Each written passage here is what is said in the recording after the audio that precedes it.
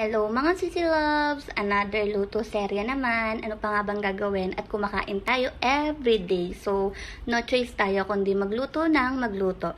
Naghiwa lang ako ng bawang and then ayang hipon pansahog dun sa gulay. Ayan. And then, may isang balot na tokwa. Niluto ko na rin siya. Prinito ko lang siya. Ayan.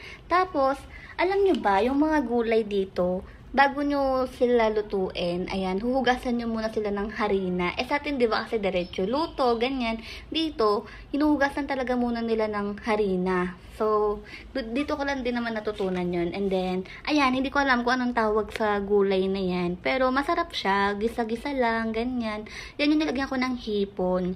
Tapos, ayan, papakita ko sa inyo. Ayan, o, diba, lalagyan mo siya ng harina, tapos babad mo lang siya ng 5 to 10 minutes. Ayan, bago mo siya lutuin. Dito ko lang din naranasan yan. And then, dito ko lang din talaga naranasan maglinis ng pusit. Kasi sa Pilipinas, hindi ako nagluluto nun. So, first time ko lang magluto dito. Ang dami ko rin namang natutunan dito sa Taiwan. So, ayan.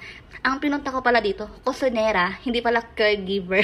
Charot, hindi. And then, ayan na. Ready na yung dinner.